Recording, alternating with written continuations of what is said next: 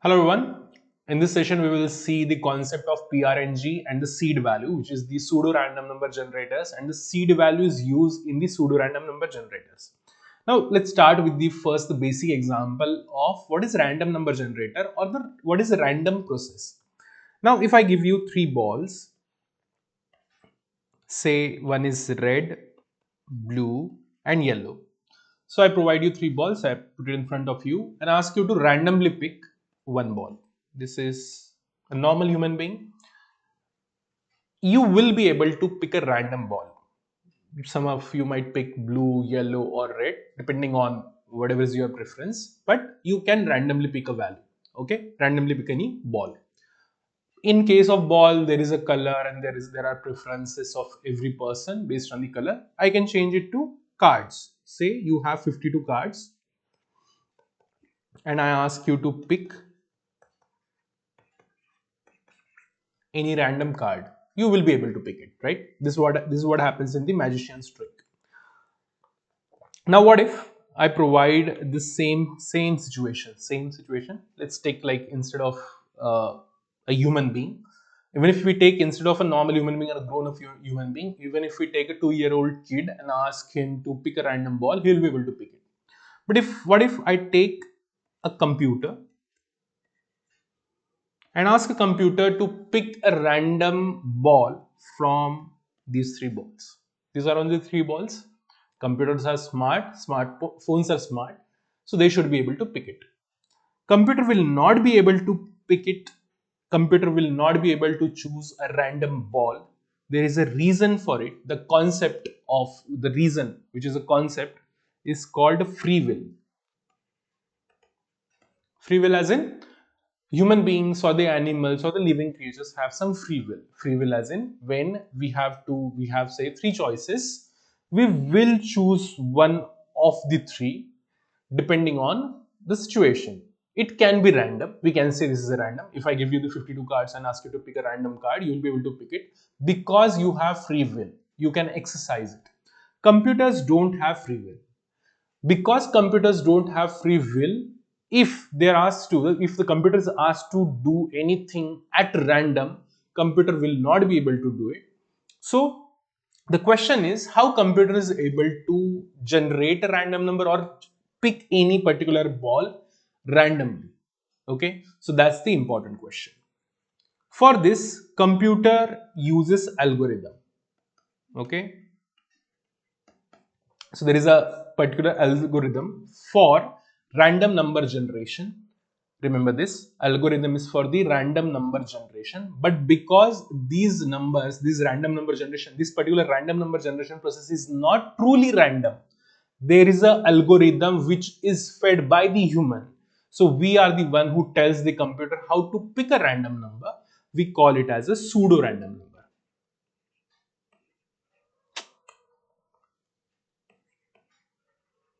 Pseudo random number.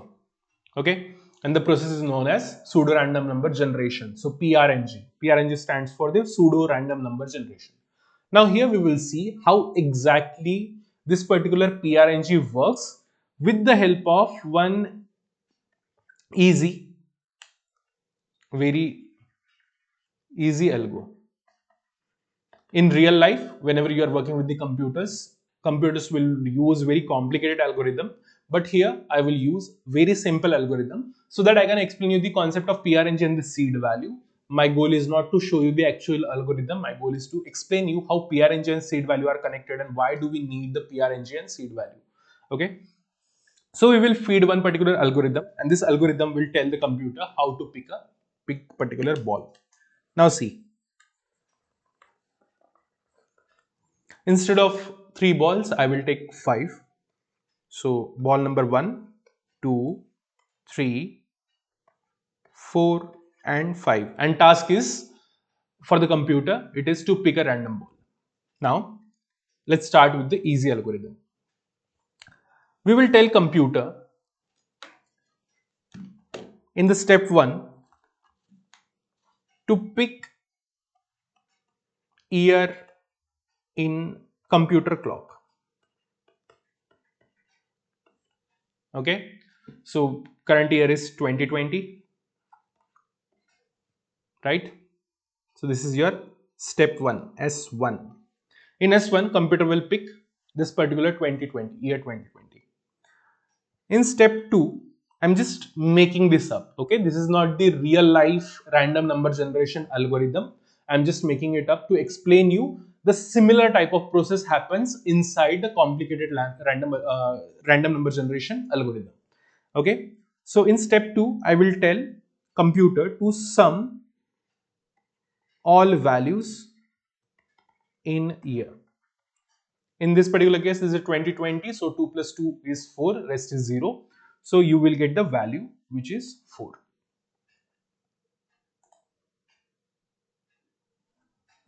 Then I will ask computer to cube these values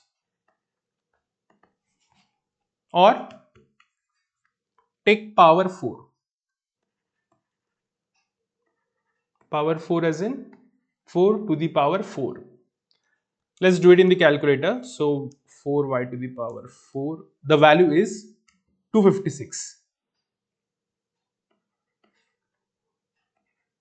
The result of this is 256. In the next step, I will ask computer to take last 2 digits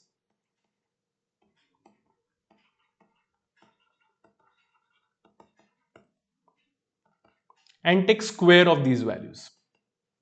So you have 56 and then square it. Right? So you have these 2 digits and take a value 56 and square it. So answer for the square is 56 square. Answer is 3136. 3136. Okay. Now I will ask computer to select the first value, whatever is the value here, and based on this, if this particular value is 1 or 2, select ball 1. If this is 3 or 4, select ball 2. If this is 5 or 6, select ball 3. 1, 2, 3, 4, 5, 6. Then 7 or 8. Then I will ask it to select 4, and else select ball 5. Okay. Now see.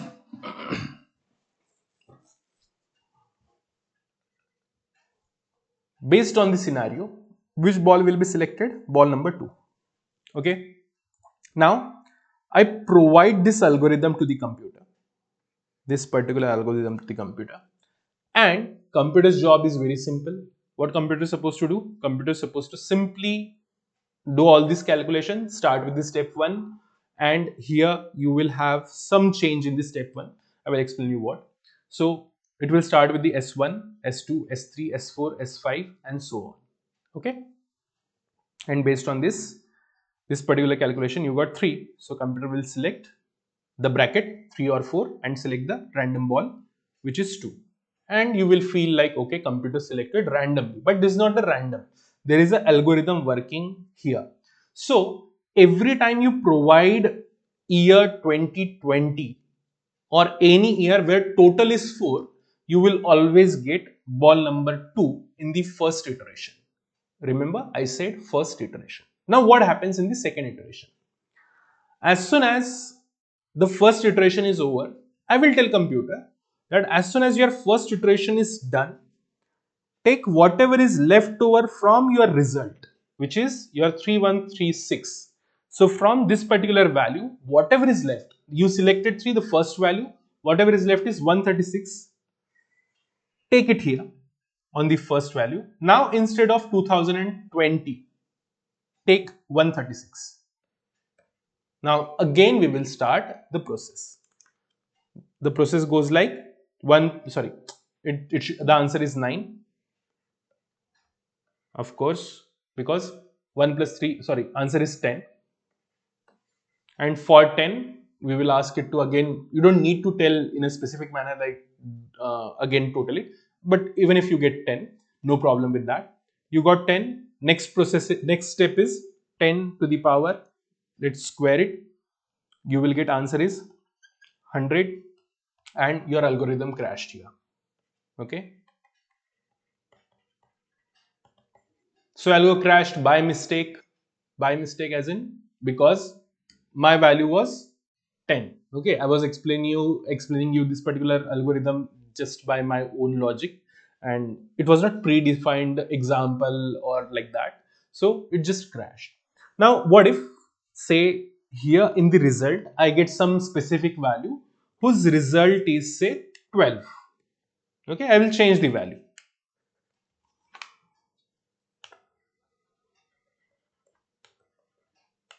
That is, whatever was xyz value here, we placed here, okay, instead of 2020, and its total is 12. All digits total is 12, and I will start the process again. So 12, then y to the power x4. The answer here is, after taking fourth power, is 2736. Okay, now next is take the last two digits and square it. So 36 and square it. I squared it, I got the result 1296. Okay, and then we'll take the first digit to select the ball. So which ball you will select? You will select ball number 1. Now again repeat the process. Instead of whatever xyz value we replaced here, I will go with the 296. Now 296 will be here. So now 2 plus 9 plus 6, answer is 17. Now I will take 17 here. I'll change the pen's color. I will take this 17 here, and then going forward, computer will choose the next ball based on the result. So in first iteration, computer selected second ball. In the next iteration, computer selected the first ball. Then again you will repeat. Computer might select fifth ball, fourth ball. We don't know, right? So if you visualize this, it appears, if I don't tell you, like the first number which was provided to the computer is 2020, and if you don't know the particular algorithm, then your experience will be that computer is selecting this particular ball randomly, but this is not the random. This is based on one particular value, one particular algorithm, and it is giving us a result. Now see this. In this algorithm, your algorithm starts from here. Okay, the actual algorithm starts from here. In this algorithm, to sum everything, all the values, you need first digit. First, instead of digit, first value.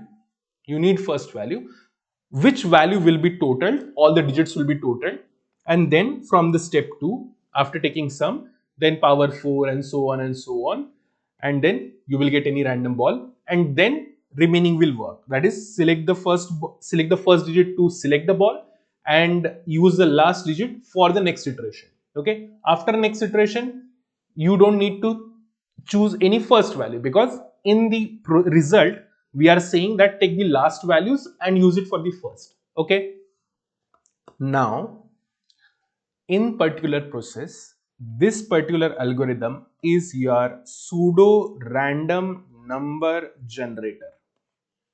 Why pseudo random number generator instead of ball selector? Because even if you are selecting ball, our goal is to generate this particular random number, which is this 3. Okay, so to get this particular random number, this is the whole process, the algorithm.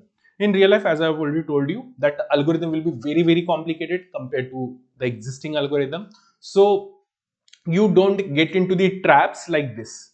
Like we got, you remember when we started with this particular value and we got 0 and our algorithm crashed. So once one scientist comes up with this particular random number generation algorithm, that algorithm will be tested and checked if this algorithm is prone to crashing. One, if this algorithm fails to capture some particular value, if algorithm is designed in a certain way that it will never give you say 5 or 6 in its first digit, then this algorithm is a problematic algorithm, and your ball, you will never be able to select ball number 3 randomly. And the first concept, the first fundamental to the random number selection or the random number generation is that every number should be equally likely. So every number should be equally likely. If your algorithm fails to pick the ball number 3, if your algorithm fails to pick the ball number 3, then that algorithm is problematic. That algorithm will be crashed or repaired or fixed, and it will not form the part of the wider algorithms which are used in nowadays, right? So this is the first thing. First thing as in, what is a PRNG? That is random number generation, the PRNG, pseudo random number generation. Now, what is the concept of first value? Because the algorithm is totally based on the numbers, it selects the first number, it will always select the first number and it will do all the calculation with that number and then it will produce the result. That first number needs to be selected. Either you can tell computer to directly start with the random number, which is say selecting the year in the your computer, or it can ask like the current time of the computer, say current hour of the computer clock, okay, or total number of files in your computer. It can be anything, doesn't matter for us. It can be anything as long as ultimate result is a random number generation or PRNG, pseudo random number generation. But in our case, in real life, instead of telling computer to directly go with the 2020 as a number, we can say computer, please start with say number 16932. I want to tell computer to instead of 2020 start with this number. What's the problem? Computer will be happy to use it. At the end, once computer gets the computer, it will start processing it. It will total the digits, give it power 4 and so on, and it will produce the result.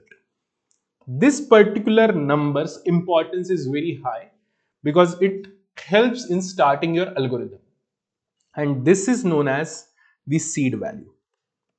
Seed value. Okay, seed value is that particular value which is picked by the algorithm. Now, what if you don't feed the seed value? Then there will be some default value for the this particular algorithm. Okay, there should be a default value. Otherwise, the algorithm will not work in case you fail to provide any seed value.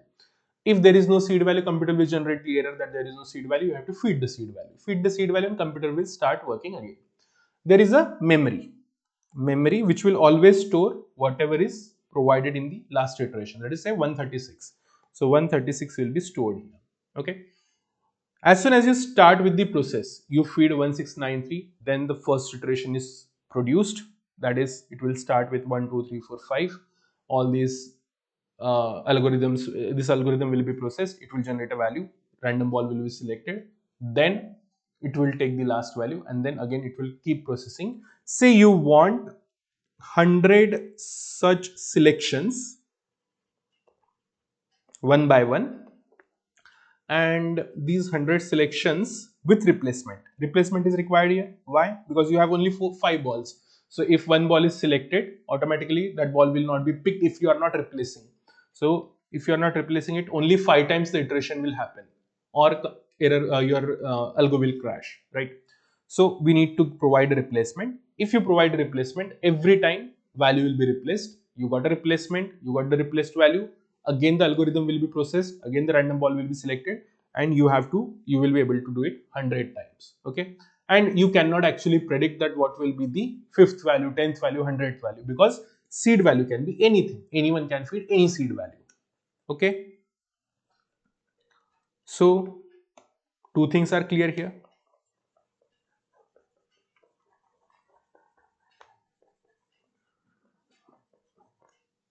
If you provide, say we both are working on this with the same algorithm, okay, and seed value provided by you is say 129, okay, and seed value provided by me is 16 617 290, okay. right? We provided different values and we want 100 such randomizations, that is select ball for the 100 different times. So you will get different series, like say 3 to ball number 3 to 5, 3, 1, 2, and so on. And this is for say you, and I will get, I guess this was for me. Okay, so I will get these values and you will get say some different values, 1, 5, 1, 2, 5, 3, 2, 1, and so on. Okay,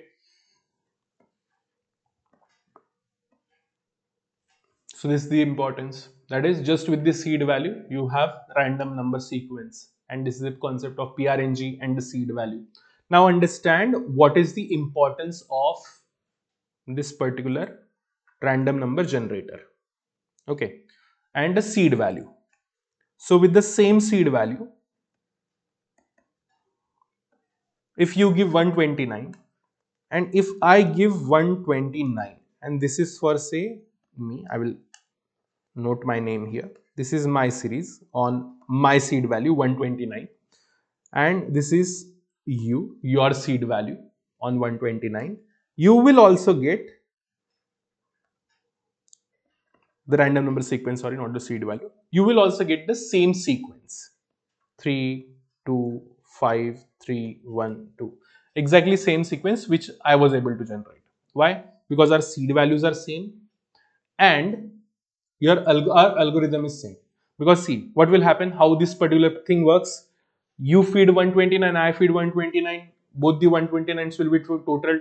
Imagine these are the two different computers, both the 129s will be totaled, then both will get power 4, then both will be selected the last two digits, and then both will be squared, and then the first digit will be selected, and we both will be able to select a first ball same, and then the process will work. And because our first value was same in all the 100 values, we will get the same result every time, we will get the same result. Please remember this, there is an importance to it, right?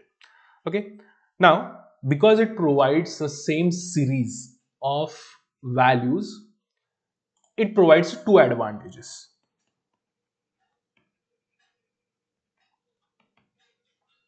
First is the reproducibility.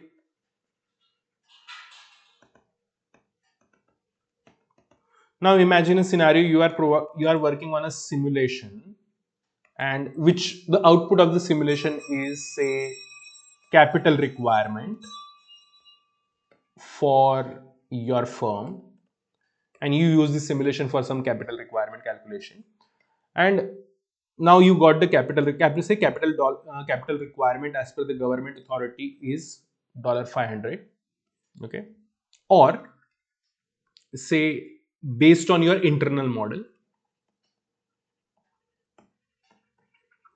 whichever is lower, I'm just taking some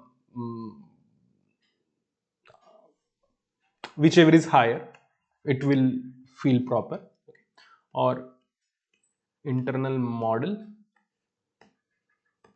whichever is higher. Now in your first trial you got say dollar, this is million, right? So dollar 505 million, okay. Now you are like, why I should put 5 million extra based on my internal model if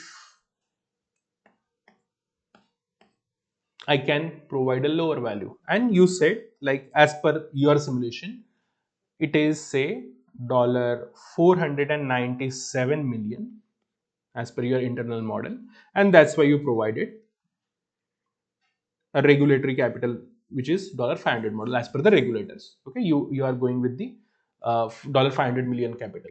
Now regulators come to check your particular model, and they found out that as per your model, say the value which comes is $508 million. When regulators checked,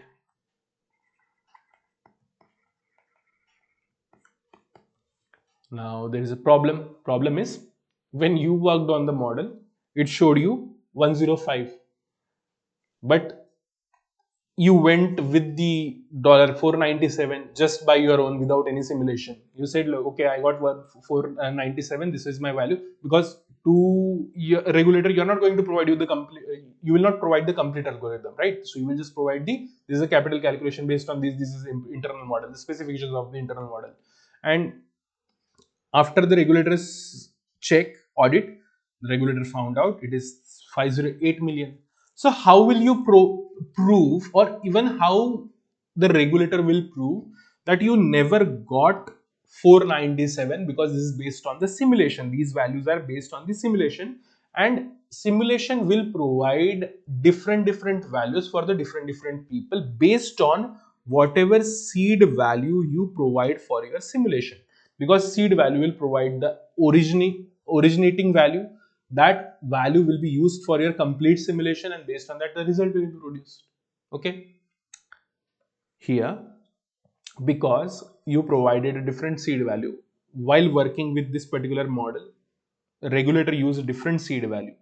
His capital requirement is different, your previous capital requirement is different, and regulator is unable to prove that you never got this $497 as a capital requirement.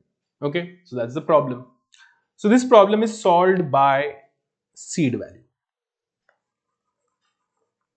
So you will decide seed value, like let's go with the seed value 214. Okay, with 214 you got this particular capital. Now you don't have any option, and you cannot directly go with the 497, because you are providing seed value. You are saying, like, with this seed value I got this capital 505, and I am going with this particular capital, I will provide this much capital. Okay, 505 millions. Now if regulator comes for the audit, and if he runs the same simulation with the same seed value, he will get the same value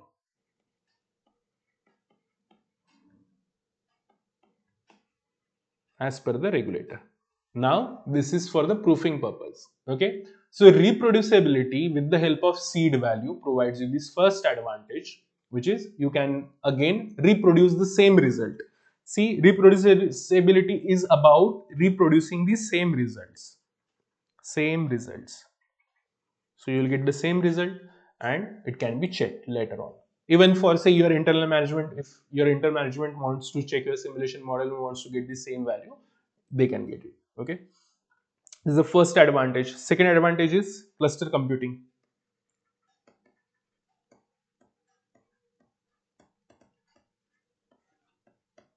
What is cluster computing? Cluster computing is, say you have 1,000 assets in your portfolio, and you and your colleague are working on these values. You want to simulate the stock prices. I said these are 1,000 stocks. Okay, and these stocks will use volatility projections for stock price movement. So for path generation, so your model will provide, based on the volatility, stock will move up, down, like this, and for 1 year. Okay, so 1 year, so it will generate a path, right? Now the question is the volatility, and these are 1,000 assets. Now working on 1,000 assets and simulating the data on the 1,000 assets takes a lot of computer time, computer time.